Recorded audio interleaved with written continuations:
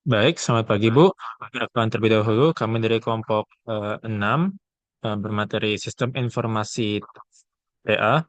Mungkin perkenalan terlebih dahulu. Perkenalkan nama saya William Napitupulu dengan NIM 11S22010. Setengah S22. Saya Patricia Agustinsi Barani dengan NIM 11S22007. Saya Petra Sianipa dengan NIM 11S22031. Saya Febiola Tampu-Bolon dengan NIM 11S22006. Saya Joel Artonang dengan NIM 11S034. Dan untuk video ini ada video dari demo untuk setiap fitur yang telah kami implementasi pada proyek Sistem Informasi TA. Oke, langsung saya jalankan. Eh, saya buka dulu yang saya jalankan ya.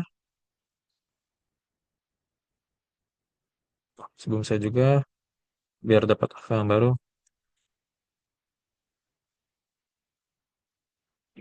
Baik, jadi cara saya akan tampilkannya, eh, biar tidak perlu banyak login atau logout, saya akan tampilkan dua halaman ya, seperti berikut.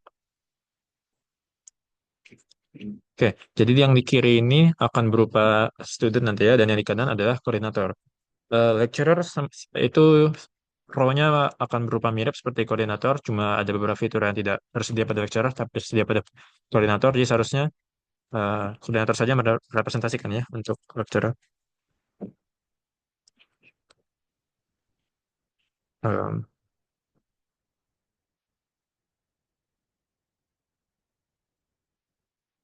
Oke, jadi saya akan langsung jelaskan nih algoritma cara alur kerjanya gimana.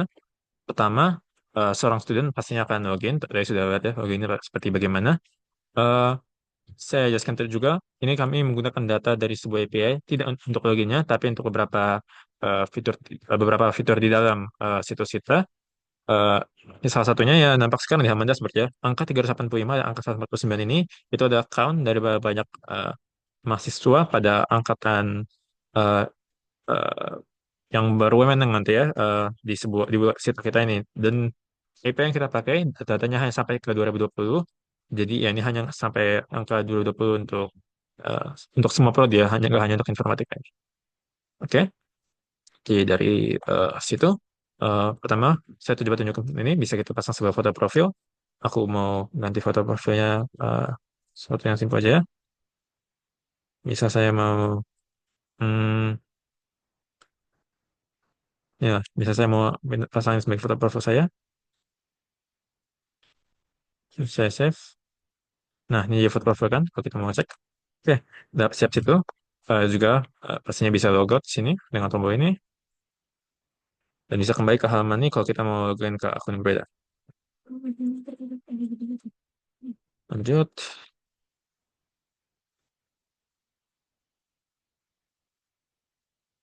Oke, sekarang masuk langsung ke yang bisa dilakukan oleh student.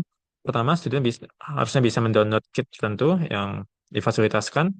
Eh, Kitnya ada juga pada thesis handbook, di mana bisa mereview untuk buku pedoman TA dan buku seminar proposal.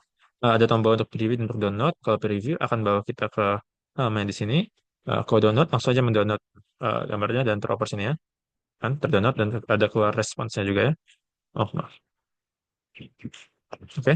Itu untuk thesis handbook. Ini buktikan dulu ya, fungsi berfungsi dan juga untuk previewnya. Baik. Sekarang untuk yang di My Progress, di mana kita bisa mendownload kit. Pertama harus tombolnya itu tidak bisa dipencet, nih bisa lihat ya. Tapi ya, kemudian bisa kita pilih salah satu, seminar proposal, seminar TA1, saya seminar TA1 lah, saya download, itu kan keluar responsnya dan terdownload ya seminar TA1 bisa di sini. Eh, Juga terjadi dengan seminar proposal, ya. Nampaknya sudah terdownload ya seminar proposal sini. Dan hal itu sama juga untuk seminar 2, tapi sini beda filenya. Ini seminar TA2 dan seminar hasil. Itu kan, terdownload seminar di persidangan untuk yang kedua. Yap. Nah, oke, seperti itu. Oke, sekarang kita harapkan seorang mahasiswa ini bisa mengisi sebuah form ya. Nah, form ini akan menentukan eligibilitas dari mahasiswa tersebut. Jadi, seorang mahasiswa akan eh, dihimbau untuk mengisi sebuah checklist untuk eligibility formnya. Saya checklist dulu ya dari ini. Coba saya checklist 5 dari 6 terlebih dahulu. Jadi pas kita send, ini akan berupa akan respons bahwa itu sedang menunggu approval dari koordinator. Oke, dari sini bisa langsung kita langsung ke bagian koordinator ya. Jadi koordinator akan menerima request kita dari student ini. Jadi akan ke halaman approve eligibility, di mana kita bisa lihat ya. Eh, saya akan taruh ke sini, bawah saja. Nah, sini kan nampaknya Bang Aditya tidak semua terpenuhi dan sedang pending, dan bisa kita approve, reject, atau kita preview. Kita bisa review untuk siapa saja yang telah terpenuhinya, dan nampaknya masih kurang satu kan tadi, yang TOEFL 460 belum terpenuhi. Bisa kita tutup ini, dan sekarang coba kita approve ya. Misal kita approve, oke, statusnya telah berubah jadi accepted, tapi masih ya beberapa tidak full fight formnya. Dan di bagian student, kalau kita refresh, nah sekarang sudah lihat mendapat respons bahwa sudah terima oleh koordinatornya. Tidak berhenti di sini, bisa kita edit lagi. Misal itu salah klik atau apapun, kita bisa tombol edit, di mana nampak kembali kan approve dan reject ini. Bisa juga kita tolak lah. Misal kita mau tolak, itu rejected sekarang di halaman ini. Nah, rejected baik TA koordinator ya, tapi kita bisa juga mau reset jika misal mau ngirim lagi. Jadi kalau kita pencet reset nih, kita baru bisa ngisi checklist lagi dan data di approve eligibility sebelumnya terhapus eh, request tadi. Coba sekarang kita masukkan lagi. Semuanya saya isi ya. Kita send, kita approve, dan sudah diterima ya sama Bang Aditya ini. Eh, dan semua eligibilitas sudah telah terpenuhi.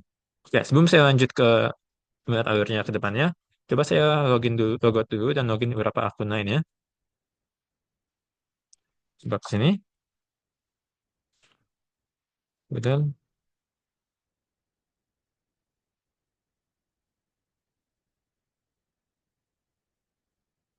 Baik. Ini juga saya isi eligibilitasnya.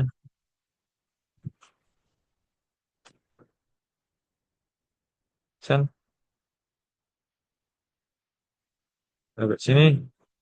Refresh sini.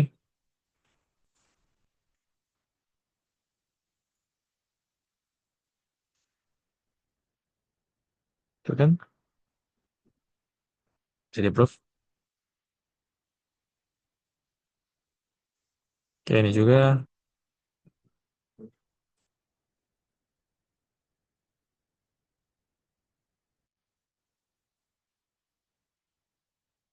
Oke. Ini yang nonton. Refresh 2003.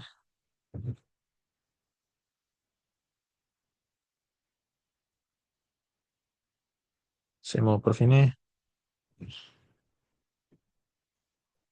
Oke. Dan sekarang sudah 4 mahasiswa nampak di sini ya.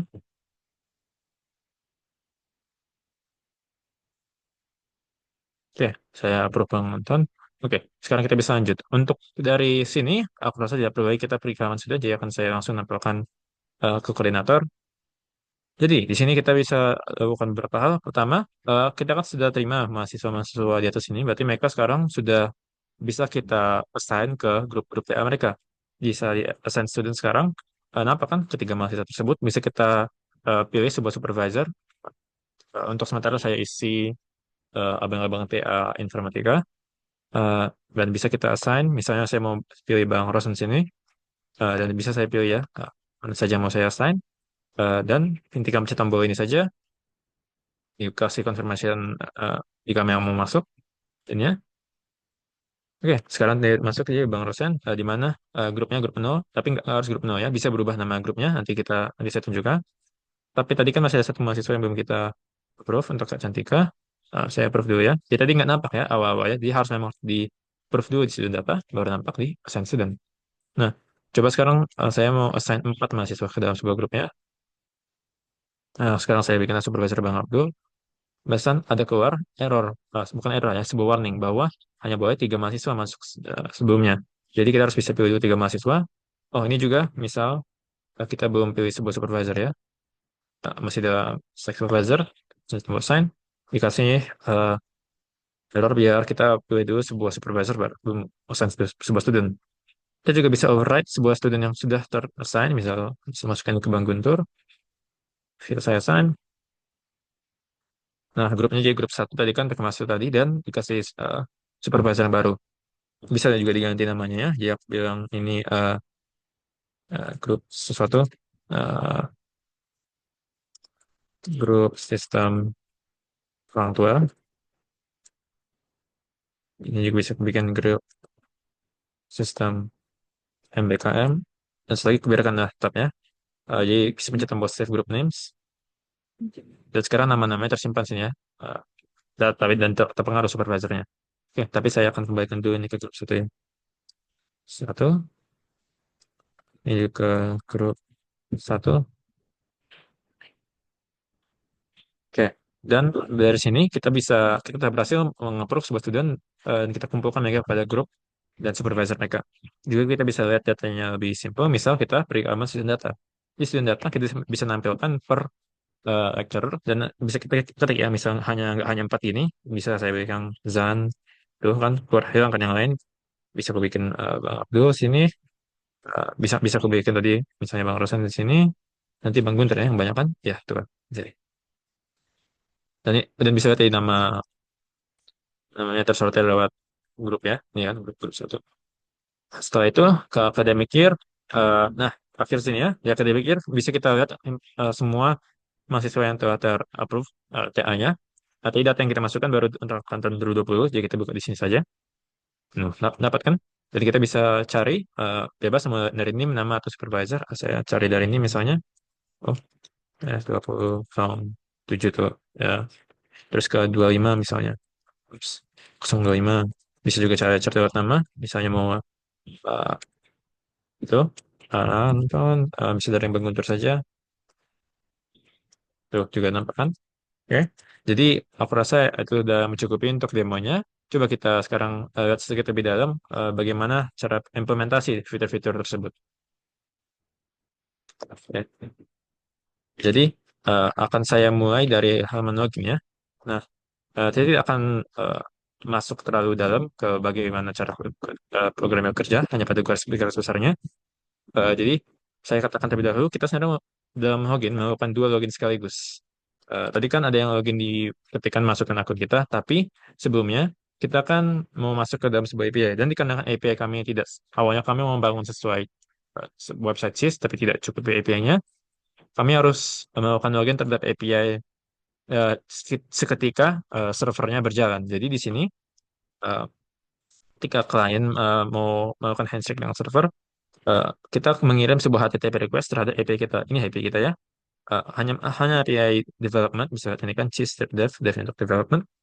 Kita masukkan sebuah akun yang valid untuk API ini, dan ketika kita masukkan eh, yang valid ini, barulah kita bisa mendapat sebuah token, dan token itu baru memberi kita akses ke API-nya. Jadi gini ya cara menyerang API, pakai HTTP, eh, kita mau mengumpulnya sebagai form, karena kita mau mengumpul nggak hanya satu data ke situ.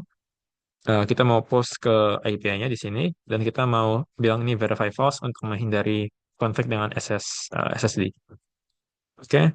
Jadi kalau misalnya sudah berhasil, akan di redirect ke halaman login tadi tanpa tanpa error. Bilang jika misalnya bererror apa permasalahannya. Harus itu kita mau simpan tokennya kan, kita udah dapat tokennya, mau kita pakai nanti kan sama di situsnya. Yaudah, sebaiknya kita simpan di session. Aku juga simpan sini group count. Itu ibaratnya Bapak itu tadi ya untuk fitur grup nanti kita harus simpan berapa banyak grup yang sudah terbangun. Jadi, bisa simpan juga di sessionnya. Di sini jadi akhir dari fungsi ini yaitu fungsi show login form ya. Jadi ini masih fungsi yang menampilkan halaman login ya. Jadi selama di sini kita sudah lakukan login ke API. Namun kita belum masukkan login langsung ya. Ingat, tadi ini ya tokennya tersimpan dalam sini. Jadi setelah habis itu kita mau melakukan login langsung. Oke. Eh, ini login controllernya. Jadi di bagian sini kita sudah mau masuk ke eh, loginnya. Kita cukup masukkan saja em, sini. Kita mau login, kita masukkan saja sebuah request yang berupa username sama password kita ya. Jadi di sini akan di cek pertama apa sudah ada bearer tokennya. Kalau bisa kita masukkan ke dalam eh, API kita ini. Dan ini cara ceknya ya. Kita kan juga mau cek roles ya. Ibaratnya ada tiga user bisa masuk. Ada student, lecturer, sama koordinator. Pertama dicek dulu jika role-nya student. Misalnya role-nya student, nanti dalam API, dalam sessionnya akan disimpan sebuah user ID bahwa itu sebuah student. Hal sama terjadi pada lecturer, hal tersama juga terjadi pada koordinator. Tapi ceknya sequential ya. Berarti student, pada lecturer, baru koordinator. Jadi sebenarnya eh, mau kita ceknya nanti satu per satu ya. Oke. Itu untuk bagian sini.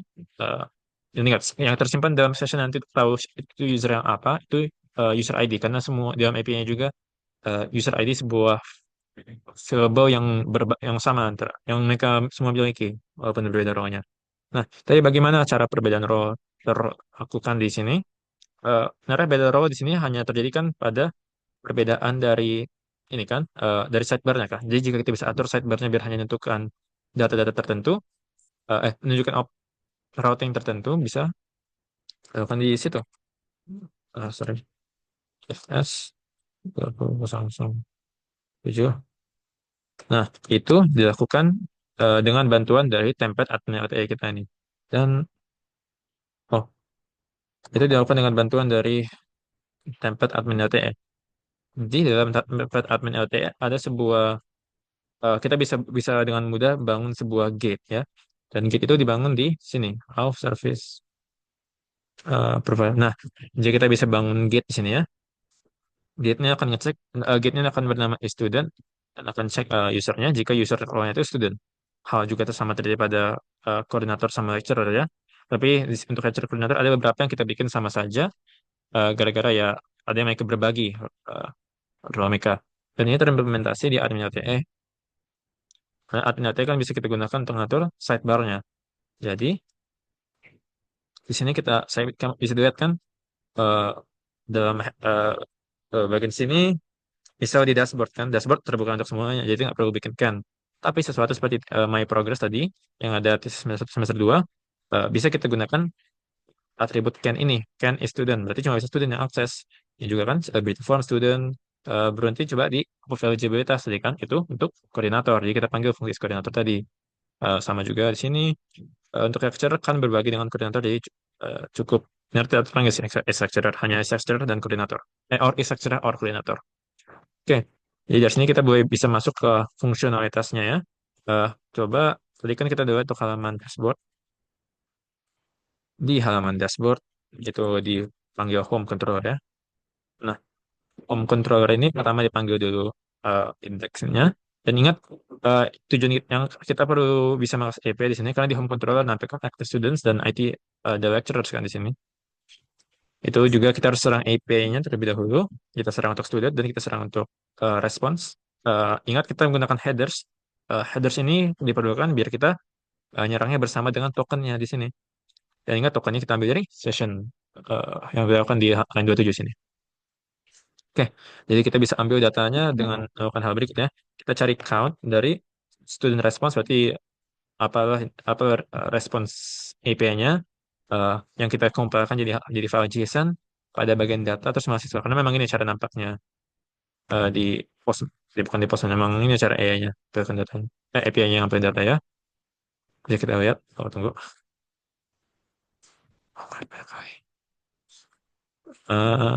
Bukan di halaman JSON, teruskan pertama ke data, bersih ke mahasiswa, habis itu bisa akses data selanjutnya. Cukup banyak. Oke, di situ kita terserang halaman. Ini ya cara nampilkan untuk halaman dashboard. Setelah itu, kan tadi mahasiswa bisa download untuk kits-kits tertentu. Coba kita dari paling bawah ya, dari Thesis Handbook. Boleh dimulai sama Casey.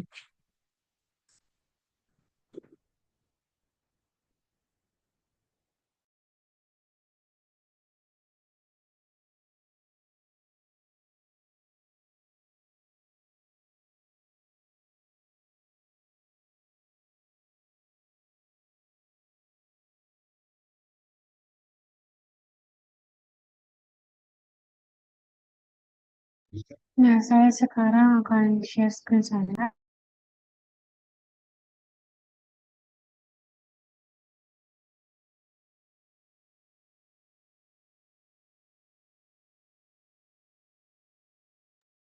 Oke, sekarang kita masuk ke bagian yang blade PHP. Saya akan menjelaskan untuk halaman thesis handbook. Nah, di sini pada blade ini kita dapat melihat di mana di sini strukturnya ini itu adalah menggunakan admin panel dari si admin LTE. Nah, di sini kita bisa lihat ada baris ke satu. Nah, jadi nanti berfungsi untuk memberikan akses kepada jadi halaman thesis handbook ini nanti memberikan akses untuk mahasiswa melihat dan mengunduh buku pedoman terkait dengan tugas akhir dan juga seminar proposal. Nah, jadi bagian utamanya ini ada si admin LTE ini. Selanjutnya ada di sini section title thesis handbook, di mana ini menentukan judul daripada si halaman yang tampil di browsernya. Selanjutnya di sini ada terdapat header daripada si kontennya ini.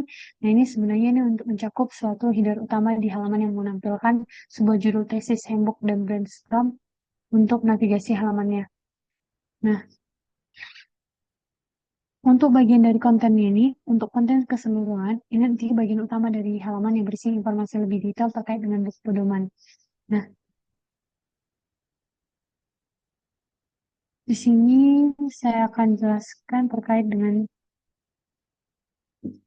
preview. Jadi preview ini nanti tujuannya untuk melihat dokumen dalam bentuk tertinjau sehingga nanti menggunakan PDF viewer. Nah, sedangkan si download ini nanti untuk mengunduh file PDF. Nah, untuk yang di sini, ini untuk nanti fungsinya untuk notifikasi yang akan muncul ketika unduhan itu sudah berhasil diunduh. Nah, selanjutnya di sini ada pengaturan untuk CSS daripada halaman dari si handbooknya. Lalu ada JavaScript di sini.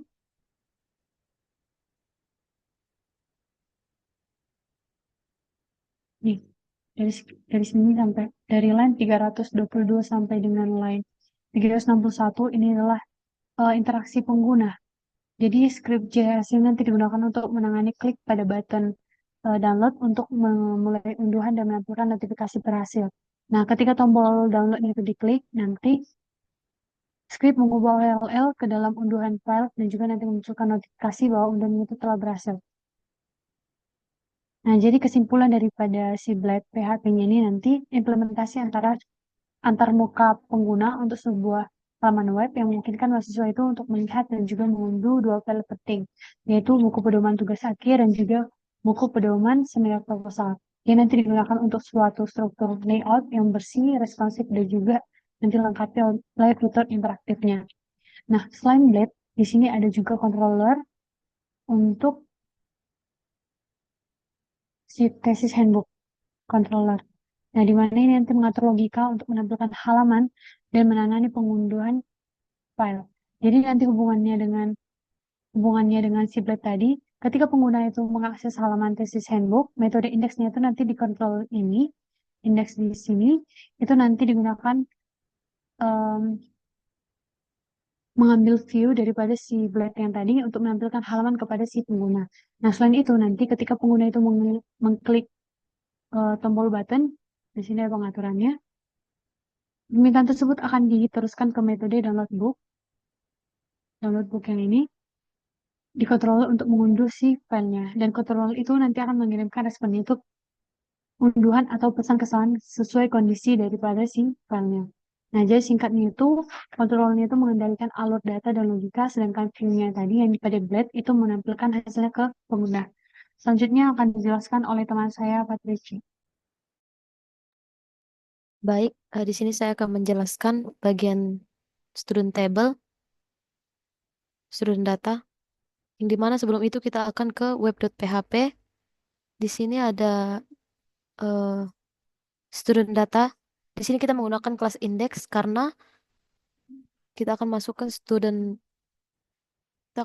student controller yang dimana ini kita menggunakan fungsi index dan kita akan mengambil semua data mahasiswa dari table approved student. Lalu kita juga akan mengambil semua supervisor dari table user yang dimana role-nya itu adalah lecturer dan juga akan melempar menggunakan fungsi compact. Nah, di sini kita mengetikkan lecturer.student data karena berada di folder lecturer dan student data. Lalu akan masuk ke students dan supervisornya. Lalu kita akan masuk ke student data. Ini untuk mengatur judulnya, lalu ini untuk breadcrumbs-nya, lalu ini untuk bagian select supervisor yang dimana berbentuk drop down nanti. Lalu di dalam di dalam table itu akan ada nomor, tahun, NIM, dan nama dari si mahasiswa. Dan kita akan menggunakan fungsi loop yang dimana kita akan mengambil dari table students dan kita akan mengelompokkannya menjadi student karena kita hanya akan mengambil satu mahasiswa saja, dan itu akan diulang terus-menerus sampai kita mendapatkan semua student yang sudah di-approve. Lalu seperti yang sudah dijelaskan William tadi, ini oke di bagian student data. Nah, jika di-select maka nanti akan menampilkan nomor, tahun, NIM, dan nama mahasiswa yang sudah di-approve. Oke, selanjutnya akan dijelaskan oleh teman saya.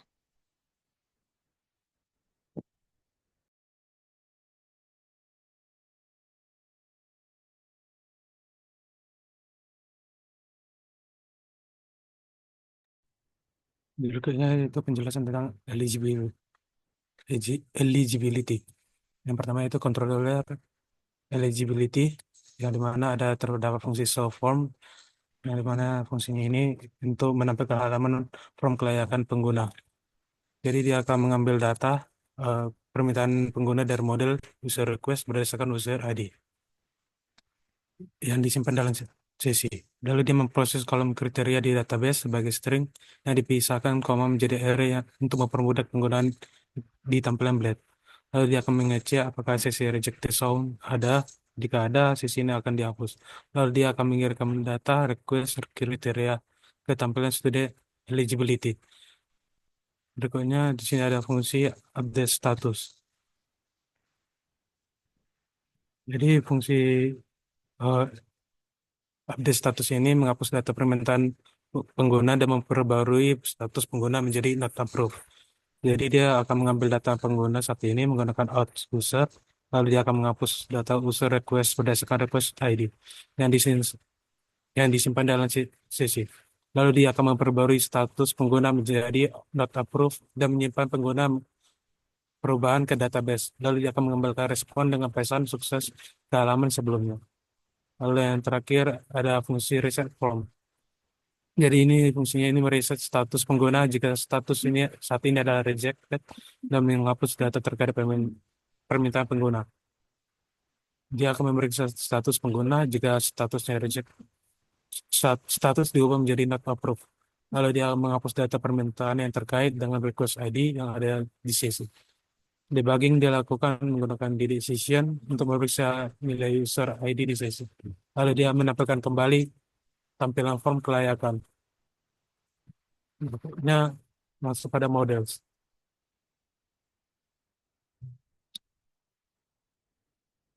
Jadi models ini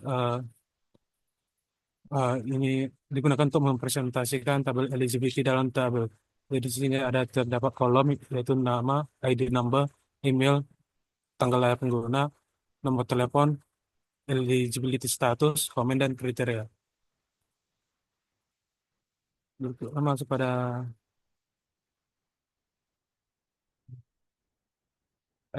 eligibility blade.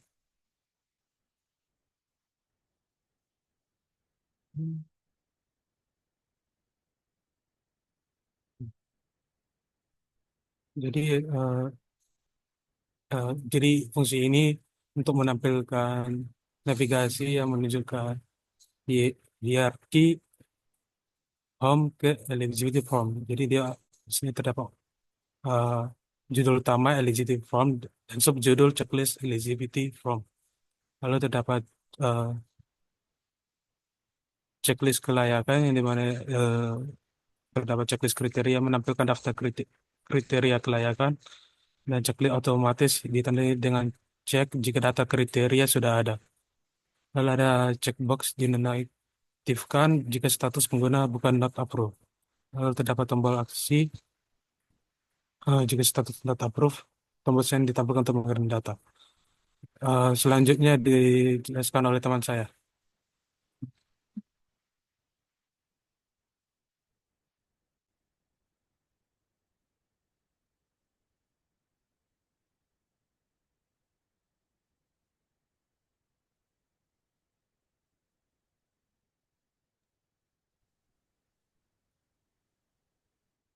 Baik, di sini saya akan menjelaskan yang bagian dari academic years .php.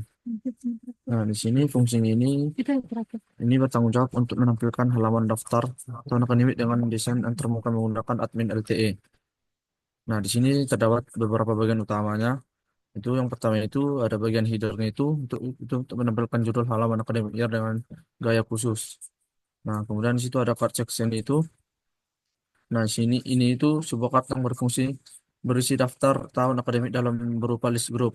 Kemudian menggunakan perulangan at first untuk mengambil data dari array years dan membuat tautan ke halaman detail untuk setiap tahun akademik. Yang ketiga itu ada custom CSS, yaitu styling untuk mempercantik tampilan seperti menambahkan bayangan warna latar belakang, cover effect, dan tampilan responsif. Kemudian ada bagian dari JavaScript-nya. Nah, ini untuk konsol log sederhana untuk debugging dan memastikan halaman dimuat dengan benar. Kemudian sini ada academic year controller. Nah, ini fungsi dari controller ini mengatur logika untuk menangani tampilan dan detail data tahun akademik. Nah, sini terdapat beberapa model utama. Yang pertama itu ada index. Index itu bertugas mengatur tampilan daftar tahun akademik. Kemudian membuat dua array. Yang pertama years dan batch. Yang years itu adalah untuk daftar tahun akademik dengan format 2017 strip 2018. Kemudian batch itu tahun akademik sebagai angka untuk digunakan sebagai parameter URL. Kemudian terdapat details itu bertugas menampilkan data detail untuk tahun akademik. Kemudian untuk mengambil data yaitu untuk data mahasiswa itu untuk approve student menggunakan model untuk mencari data berdasarkan tahun angkatan. Kemudian supervisor itu mengambil semua pengguna dengan peran sebagai dosen role atau role lecture. Kemudian ada dan data tersebut kemudian dikirim ke view lecture.academic years detail. Kemudian akan dilanjutkan oleh teman saya.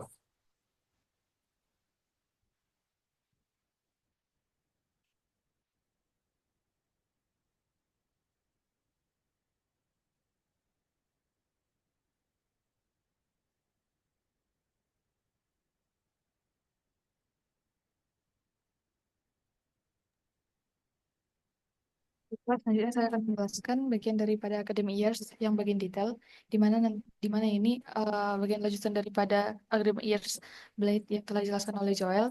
Nah, di sini eh, sama seperti yang dijelaskan oleh Joel tadi di academic years detail, bagian daripada tampilan dari aplikasinya.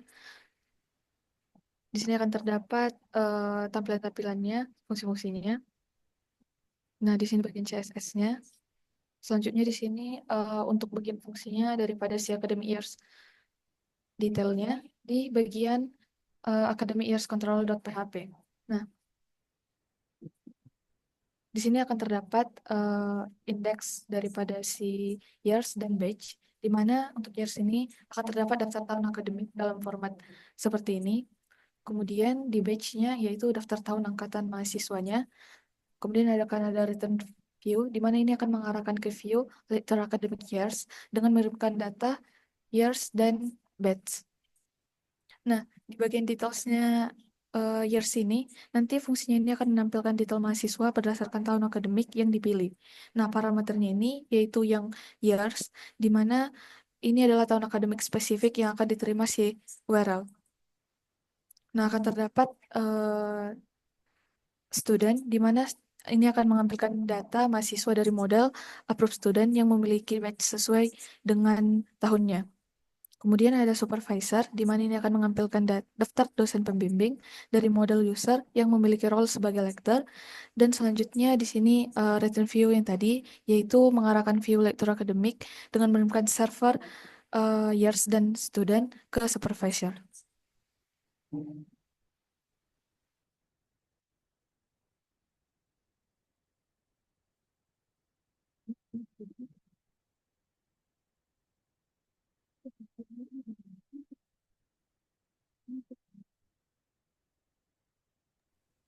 Baik, sepertinya itu saja untuk penjelasan codingannya. Jelas kami tidak bisa jelaskan semuanya, sebab memang cukup banyak. Tapi untuk garis besar dari bagaimana cara eh, situs kami bekerja di backend-nya, seterusnya nampak di situ ya. Oke, lagi kurang lebihnya mohon dimaklumkan. Ya, sekian, terima kasih.